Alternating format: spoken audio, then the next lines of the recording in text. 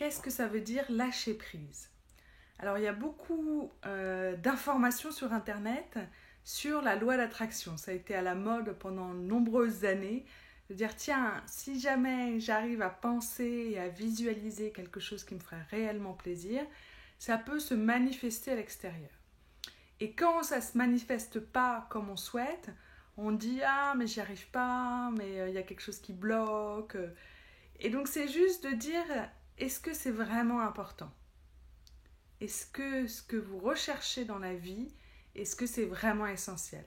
Et moi j'adore faire ça, j'adore visualiser des projets, j'adore m'imaginer dans une maison magnifique pour après qu'elle apparaisse, j'adore me dire oh j'adorerais écrire un livre mais j'ai envie qu'il soit commandé pour pas me galérer à aller chercher une maison d'édition.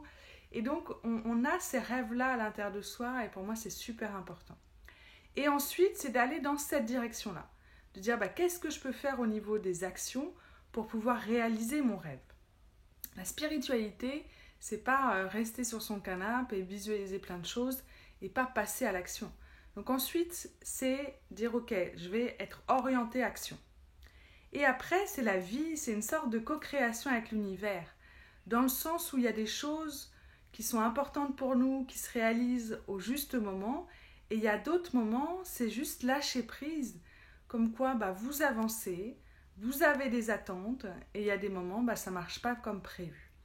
Et au lieu de vous en vouloir, ou de vous critiquer, ou de vous dire je suis nulle, ça bloque, j'y arriverai pas, l'univers est contre moi, c'est juste dire ok, en ce moment, c'est comme ça. Donc comment je peux accueillir ce que je vis et revenir sur ce qui est essentiel?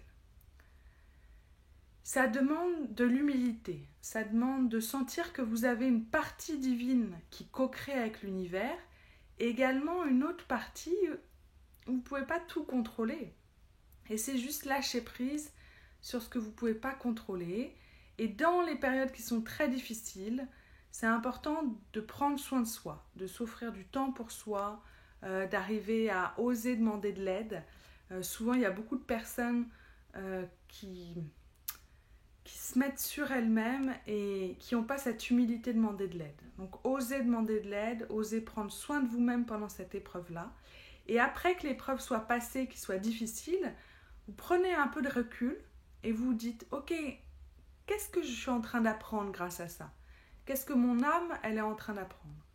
Et je suis en train d'apprendre à prendre soin de moi, je suis en train d'apprendre à m'aimer comme je suis, je suis en train d'apprendre à écouter mon corps, je suis en train d'apprendre à revenir à ce qui est essentiel, ou à célébrer la vie, ou à me détacher des personnes qui ne sont pas joyeuses, par exemple. Et donc, c'est vraiment après la période qui a été difficile, où là, vous pouvez vous demander, ok, qu'est-ce que je suis en train d'apprendre? J'espère que cette petite clé vous a plu. En tout cas, ce qui est important, c'est de visualiser ses rêves, d'être dans l'action pour pouvoir y aller.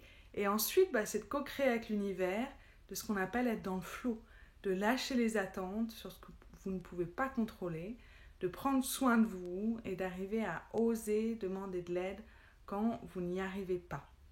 Voilà, j'espère que cette clé, qu'est-ce qui a résonné à l'intérieur de vous, qu'est-ce qui a été le plus vibrant dans cette vidéo, ou la petite chose que vous avez appris.